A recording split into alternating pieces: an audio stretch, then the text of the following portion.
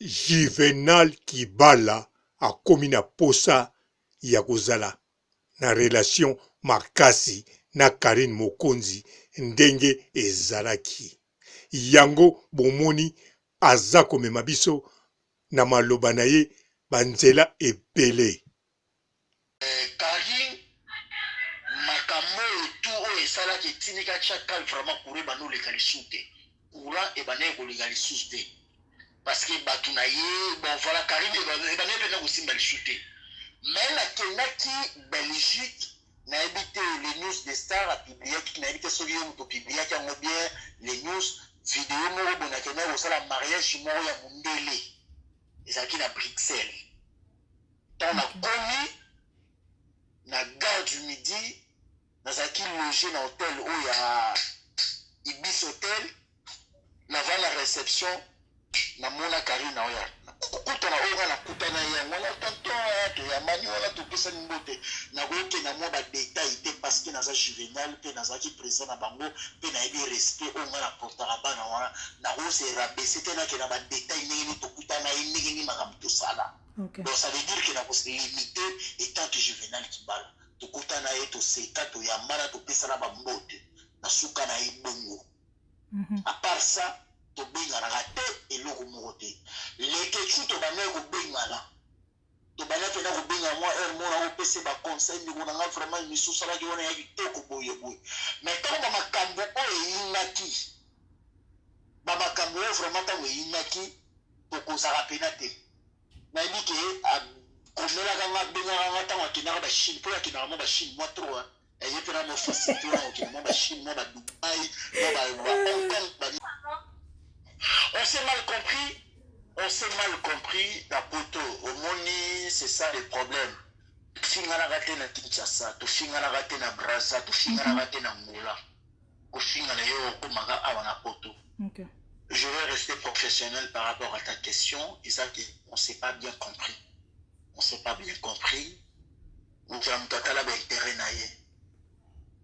Mais moi, à mon enfant dans la télévision, na otala et l'opère au les athées, otala moi ba télé-réalité à Kala. Il arrive à un certain moment, nous sommes dans l'obligation peut-être d'accepter peut-être la séparation de sous. Mais ça fait trop mal.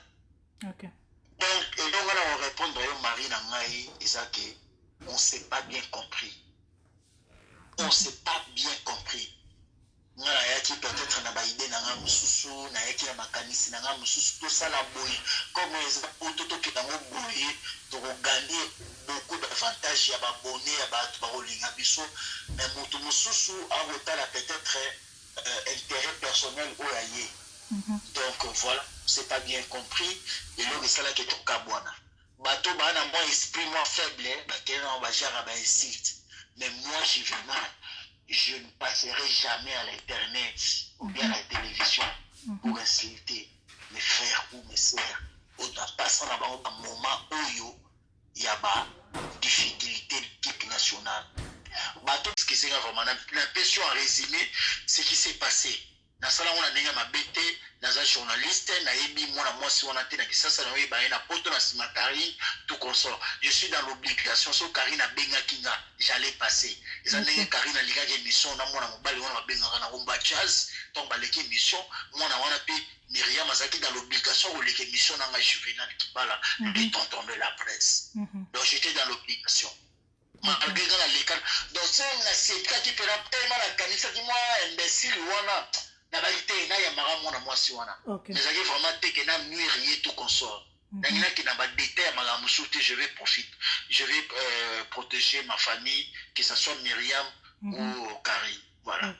Mais de leur relation bozana la relation bien à Myriam bobenga na ka mwa mbote to na relation moi bien malgré ça moi déplorer moi mikolo que tonton moi la té abi tonton moi la té vraiment la saloni ninga Myriam Mokonzi yo ba masu Myriam Mokonzi ça na moi Myriam Mokonzi banini photo moi na malgré na moi mikolo té mais bon la chose ali question na yo linga ki sala ki tonton est-ce que vous avez une bonne relation na Myriam vous avez une bonne relation na Karine malgré que kana moi Myriam il y a problème té na la relation malamu na Myriam White donc tu allais bien mais malgré que tout le monde a été ces derniers temps mais toali kitoko makasi. Ok. Na équipe nationale bato nini lelo bosololaka mwa texto mwa kotala na oya poto na oya Kinshasa. Afilora la taille qui da mwana mwasi moko boya ya poto po mobali na ya tala beauté na ye abi pela mwana mwasi vraiment na ebité so na komi na poto ça veut dire que la maman bana na so na meme na poto ça veut dire que na ebi pourquoi na meme na poto mobali ayeba ba valeur ya mwana wana amema e poto o bazali lo o bazali ça veut dire que tala sikoyo ba souvenir na tika na ngo ya baleka. Ok. Ça veut dire que comme moi on a un autre en combo à filora na solora na malam surtout que si on a moi si moi la mon bingalo la juvénal et puis mon bala bing c'est na poto malgré lelo na habité comme on a e Pamela chocolat double brassard moi moi mikolo na kanise moi kana banini mais tout solora t'aura toujours intact à part ça c'est qui encore Wadol ya basinja plus que star moi moi pe me sokurega o marabushi. Il est toujours de temps à autre. Okay. La femme la plus jolie de mon presse, la femme la plus jolie de la presse congolaise, comme il y a Jaël Chaud, toujours Kitoko. 4 déjà. Donc ça veut dire que si on a peut-être une position, on va répondre à une question, tout ça qui n'a salaire.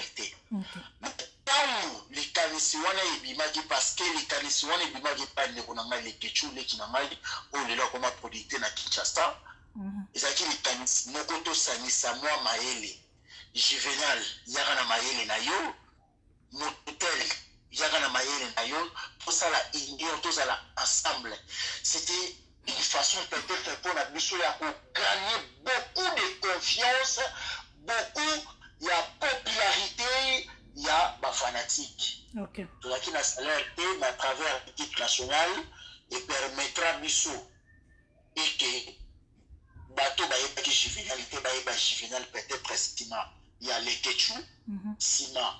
Il y a Jaël, Sima. Il y a Afi, il y a Wadol, il y a tout consort, tout consort. Donc Sima là qui n'a pas beaucoup. Oyo esalaki ke tozalaki supérieur par rapport à bamusicien mosusu ebele nakeka na niveau ya bamusicien mposo nabi ke natanga baporte parole eza lokola nazali kofinisa kombo équipe nationale soki nabi nakita lisusu na niveau ya bajournaliste wana eza ke nafinisa équipe nationale tozalaki na monopole na pouvoir peut-être ke tosali tele réalité. On les a assisté qu'on les gagne une émission, peut-être na combo la musicien mon qui que ce soit. To sanganaki, on les permettait qu'il est là, avantage et belé, la relation nous sous, ils ont la battu peut-être ba yebinga par rapport à télé réalité monde de ça équipe nationale. Ba te belé peut-être ba yebi les sous qui que ce soit, on a robé on attend ba combo ba décoranga, peut-être parce que tout le monde qui a juvénal l'équipe nationale. Salaire ça quitté mais on a profité par rapport il y a des efforts il y a biso nyonso dans l'ensemble oh le timi na kinaka ba Allemagne ba Espagne ba Belgique na utambo ba partout moi tout ce fait JV la notre équipe nationale nationale la bengi taka présent la biso na le Cameroun est présent la biso mais na vraiment le belé par rapport à l'équipe nationale c'est quoi avantage pour nous. Voilà la sensuelle. Écoutez-moi. Lorsqu'on fait l'émission, je me réveille avec beaucoup de respect. Moi, je te réponds avec beaucoup de respect. Donc, ça veut dire que je me rappelle quand on a Karine, quand on a mame tchaka les salaboye na kenaka Toulouse pour na kosala musala place moi ba rando ekomaki. Ce n'est pas ça. Et ça coûte loko wana kutu te ya oyo limotanga wana. Ngana kinaka Toulouse na sala musala babilo mo bongo. Après je me rappelle c'était comment na monaka mamoko audio ya Karine a reprochanga pour la émission ya ona sala na Kempena. Mwana makamutu oyo moni wana émission soki ndenge ni to sala boye eza makambu ya mwana mwasi otangi soki na kombo ya komina Myriam T. Et ça Myriam T. Donc, Mana Karine déjà, ça chauffait. Quand on est comme ma nazolinga natikala mwa professionnel wana za leki azali ndeko na ngai nazala na ye eza question mo eza mwa pertinent bato ebele bakolanda bato bana mwa moral na mokie bato baa mwa char bakokomate na ndenge na bango eza ke soki vraiment na ndima mpo nazala bref na yo ya kosala émission na Karine ntango Karine afingaka nga Karine afingaka nga nini loko tikala mwa jare epa na nga ti lelo afingaka nga imbécile na mitala nga juvénal na mitali ndenge nazalaka na mitali moko na imbécile wana vraiment eshokanga mwa trop na ndenge mabetelaka mwa sensible mwa eloko wana ya mwa imbécile wana pena imbécile imbécile non vraiment juvénal nga pena imbécile eshokanga mwa trop. Quand j'étais contacté par Myriam, je me rappelle dans la Bruxelles, dans la Bruxelles, dans un mois de vacances, il y a appel,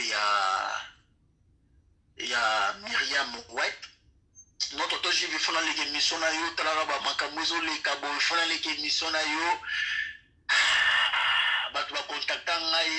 je ne peux pas citer les noms, mais tout ça Myriam Ouad parce que autant comme Myriam, sur la big problème. Myriam, bon ami, ok, il n'y a pas de souci. Moi, je te rappelle tout de suite. Moi, j'ai contacté Tracy. Tracy, moi, je suis pour moi vacances, pour ma mère. Myriam a béni pour une émission, tout qu'on soit, je ne sais pas. Moi, je ne suis pas prêt. Je na kota ba bêtise on a té ba émission tout consort so na habité au mondeni que ça le bina ma tonton c'est à toi de voir na bi bon ngai Myriam na yo yeba ina poto na yebi Myriam ça té tout consort ni magi ba no boka yona na yebi na simba carré mais tellement na kanisa ki ka ba passe wana na kanisa ki imbécile wana ya Karine pour avant Karine ba pena imbécile c'est qui a raisonné qui pena que tonton na ngai vie na nga tozala na ye to passer ba moment bout mais les qui pena se permettrait ko lo ba imbécile il faut ko wana na ba bon ba fois ba chala na gina choité na wono moni ki na ba ki bon botine na nga billet boso ma ba billet na kamsu ba on va contacter nga samina bi dimanche je serai là à Paris. Les dimanches na poko nango après 24 ans nazana Paris malamongo nazwa each team et pas Myriam tire au salle émission mais l'objectif de cette émission c'était pas pour nuire à Karine. L'objectif de cette émission c'était pour peut-être à défendre par rapport à Batou Oyo Bazako Loba Mabe Nae qui a sali Karine Mabe ou comment. Donc, excusez-moi, Papa Marie, je ne peux pas rester beaucoup plus de 8 minutes pour parler de Karine Obe de Myriam. Je suis là pour que Batoubaye Bati Juvenal, qui est Marie-Laure ou Ayabi Juvenal. Je ne suis pas là pour citer le nom des gens. Excusez-moi, vraiment, l'impression à résumer ce qui s'est passé. Ou bien pour nous parce que ça l'a bouillé, je ne peux pas. Mon pouvoir ne me permet pas. Nazala président ya bana wana nyos. Oya bakondo wana boyibaka wana ngai président bango yo ya million d'émission. Ngai mutu so ba sala mabe ba niso ba okede ba odeko ba déconner ba nobeka bango ngai juvenal. Na o passer na télévision pour na pesa mutakala na bango ou bien na mi pesa mutakala na ngana télévision pour aider certains microbes, les lobes à profiter. Je ne peux pas. Je suis dans l'obligation de protéger l'équipe nationale malgré tout Kabwana. Voilà. Ok. Maintenant, on ne s'est pas bien compris. On ne s'est pas bien compris en Europe. Ok. Nga zana batuna nga mutombo bazala batuna ye et bato bazala tomber la biso ba conseiller batuna bango, c'est ça, on s'est pas bien compris. Ok. Donc, ceux qui n'ont répondre en bref, on ne s'est pas bien compris. Pourquoi on ne s'est pas bien compris? Il y a ma capissinanga. Que mon poto toza, poto za poto poto, poto za boui, poto ne toye boui, na biso tout ne nous a boui, moutaye poto na musicien zate. Et ça na moutmo que musicien PC mbogo yaka poto kene poto, toye ba poto na ba FOP, so ba oba na ba chance, ba e poto ya mibali. Donc ça veut dire que certaines délires, certaines bêtises, certaines bamakambo oyo bane kosepelisa bato misusu te. Nous sommes dans l'obligation. Lorsque je dis obligation, ça veut dire qu'il faut arrêter ça. To changer manière, to yeba ndenge otosala pour que bato muso banolinga biso to gagner confiance na bango, que to komi na poto to sala eloko oyo ba sponsor ba binebele, ba makambo binebele oto ko gagner vie. Mais moto mususu peut-être avec un sentiment na ye, moto mususu avec un intérêt personnel na ye, maloba nanga peut-être ezalaki mabe o esala lelo ke to kabwana. Na inga ki na détail te pour na ko expliquer comment le la comparanda. Non, je ne peux pas. Il y a un lobby en bref. Tout se comprenate. Mpote ba papa ba mama bandeko. Mpote ba rando na ba randonet. Mpote batoyo balingaka rando na ba oyo balingaka rando te. Mpote ba jeune garçon na ba jeune fille. Mpote bana mike na ba bébé. Mbote ba Sainte Anuarite, Sainte Thérèse, Sainte Ingrid, Kabongo. Bandeko Juvenal Kibala, bien sûr, à l'obike, sokiye a bendana pa ya Karine po abenga kiye imbécile. Mais na réalité, eza bongo te, wana ezakaka maloba. Juvenal Kibala a lobi soki moko na moko a chanza awa ezali pona intérêt ya vina ye. Wana ekoki kozala ya solo. Pambate Juvenal Kibala soki a profitaki na makambu Karine alobaki pambate Juvenal Kibala alingaki akende epai ya wata. Alingaki azala na kote ya wata. Ayebaki ke poto eza cimetière ya batu nyonso ya succès. Alors, po succès na ye edinda te yango wana amibwakaki mingi deja kote ya wata sanke abloba. Ezali nango te po Karine Mokonzi azongisaki na ndenge yasalaki émission na Ken Piana. Bien sûr, bato ebele bamonaka yango bongo, mais en réalité eza bongo te. Yango bozomona épreuve oyo babengaka na lopoto preuve ezali komona na sikoyo ke Juvenal Kibala elobeli ya émission oyo basali na Marie-Laure Mwaka tango aza kotanga équipe nationale, tango aza kotanga Karine, pe tango aza komikumisa ye aza président équipe nationale, na kanisa bozo sentir ke aza toujours na posa ya Karine Mokonzi makasi na moma oyo. Pourquoi aza na posa ne sikoyo? Parce que paya wata ayebike sikoyo na poto biloko na lingaki na zwa na sima ya wata ezalaki kaka ndoto. Awa nde soko za na poto yonde mutu popesa wata biloko oyo za nango ya kopesa. Po wata akopeso kaka musique. Mais sikoyo ayeko yebaki paya Karine ezala apesi yo eloko na loboko te. Mais tangu oza ye mutu lokola ye azongani na Karine tangu babando solola na téléphone ou bien tangu babando kutana même par hasard, en tout cas ekosala ye eloko moko ya kosakana te. Surtout tangu bakoseka, tangu akokumisa ndenge akumisaka kaka basi oza kongenga lokola bougie soki ndenge nini. Mais tangu akokutana na Karine Mokonzi na kanisa turoyo akoloba na Karine aza kongenga lokola sanza to soki eloko nini koleka diamant. Alors yango wana Juvenal Kibala atimba ayebi bien eloko azali kosala. Bien sûr aza komema discours na modèle ya lingi komema, mais wana ezali kaka kinjilwa, ezali kaka kikinois, ezali kaka kikongolais. Alors yango azomemango banzela ebele, mais mutu nyonso, même Marie-Laure yemoko azo sentir ke Juvenal Kibala oyo aza na posa ya kozala na Karine makasi na moma oyo.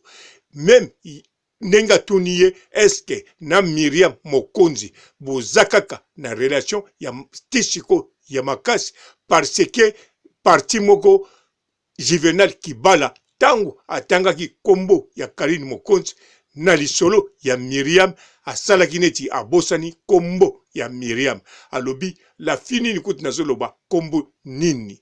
Donc wana deja etiaki mwa mobulu simanango a expliqué clair pourquoi asalaki émission na Miriam Mokonzi. Soka expliqué ezali po expliquer mokili nyonso, surtout batoyo balingaka Karine naba oyo bakotelaka Karine naba oyo bakumisaka Karine pote aloba soki nga nasalaki yango ezalaki pona ndenge Karine abengaki nga imbécile, mais nga na Karine na tikala koyina ete na zakaka na bolingo na ye nalingaki même pas tokabwana ndenge na sala émission wana pa ya Miriam ezala contre volonté na ngai Juvenal.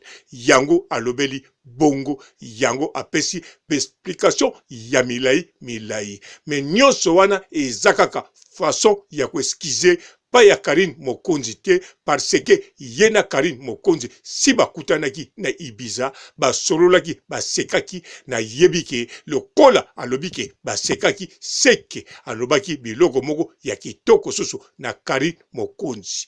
Alors Juvenal ndenga zawana soki nanu abengi Karine Mokonzi te bazo bengana te, parce que aza kosambela Karine abenga ye ata kobenga ndenge aza kobenga bango nyonso na Kisasa po boyebaki Karine nde mutu akreya super talent wana, ye mutu aza kobenga bango mingi d'avance bango ba unité bazalaki kolengela yango koleka mutu aza kolengela mwa likele na ye aza kosala makasi na fufu na pilipili.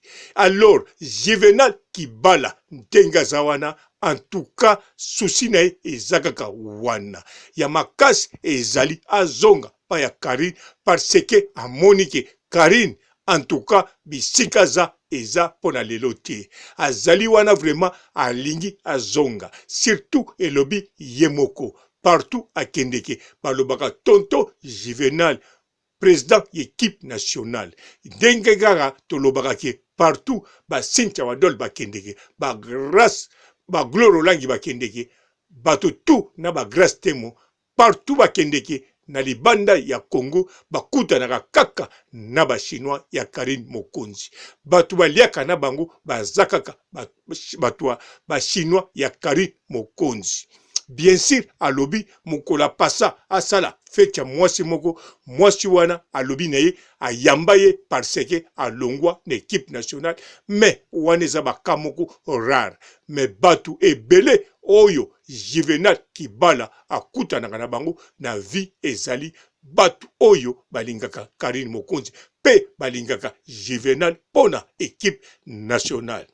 Alors pona ngai soki Juvenal alingi kozonga nga namoni eza mabete, soki Karine asepeli azongana na ye akokine kozongana, parce que Juvenal soki akabwana na Karine eza teke po aina Karine, mais ezali parce que awelaki intérêt na ye, awelaki abandonné Karine Mokonzi akende sima ya wata pote afula vina ye azwa mukanda na rapide après une année 2 ans abanda kobeta batour ya Congo. Mais makambo esalami ndenge yazalaki kokanisa te, aza toujours tilelo mutu aza kovanda na ndako ya mwasi. Bien sûr ye muta dépensaka na kanisa boyoki alobi malamu.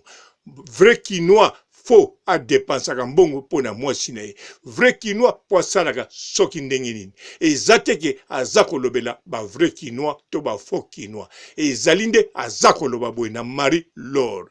Un jour soki boyebi ke na vandaka pa ya mwasi boyeba ke ngamutu na tikaka mbongo ya kolia eza mwasi te. Un jour soki bomoninga na vandaka na bana ya mwasi, un jour sinalobaki naza na bana, mais naloba na bino teke bana wana bazali yanga biologique, mais soki ozwi mwasi aza na bana elakisi bana wana bazape ya yo po boyeba ke Juvenal Kibala aza yuma te, atimba ayebi makambo ndenge ezalaka. Mais soki andimi azonga na nsima ya Karine soki Karine amoni likamba grave ezate ponanga na moni bakoki na bango kozongana na relation ya bien po Karine Mokonzi ndenge pe azawana binemi mususu fo limbisa bango soki amoni danger ezate akoki pe kotia bango nsima na ye to akoki kozongisa relation ndenge ezalaki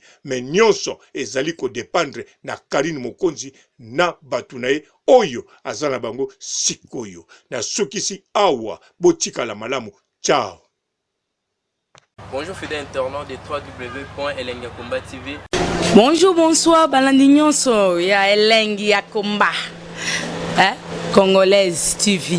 Belé partout dans le monde, partout où vous êtes, partout où vous êtes, Elengi ya Komba TV vraiment. Bonjour, bonsoir, na abonné bafa nyonso ya Elengi ya Komba Congolais TV. Bonjour à mon boss, on a appelé ça vraiment un pandi. Bonjour à mon boss, JP Kiama. Je salue mon boss Balobi, boss des boss Babi, JP Kiama. Bonjour, na Elengi ya Komba Congolais TV vraiment. Ngamo na zana chaîne de chaque topo ya boss na JP Kiama ta ay boss des boss ya ni ama danger. Donc ba samta longola zaki. Ya boss na biso JP Kiama nzambe na ngai ba boss bazali ba boss bazali JP Kiama le boss des boss. Napesi d'abord bonjour te ba mbote belé na mo boss JP Kiama wana na kozangisa ote donc na ko lekate sana napesa mo boss JP Kiama boss des boss. Belé partout dans le monde, partout où vous êtes, partout où vous êtes, Elengi ya Komba TV vraiment. Bonjour, bonsoir, na abonné bafa nyonso ya Elengi ya Komba Congolais TV. Bonjour à mon boss, on a appelé ça vraiment un pandi. Bonjour à mon boss JP Kiama. Je salue mon boss Balobi, boss des boss Babi, JP Kiama. Bonjour, na Elengi ya Komba Congolais TV vraiment. Ngamo na zana chaîne de chaque topo ya boss na JP Kiama ta ay boss des boss ya ni ama danger. Donc ba samta longola zaki. Ya boss na biso JP Kiama nzambe na ngai ba boss bazali ba boss bazali JP Kiama le boss des boss. Napesi d'abord bonjour te ba mbote belé na mo boss JP Kiama wana na kozangisa ote donc na ko lekate sana napesa mo boss JP Kiama boss des boss.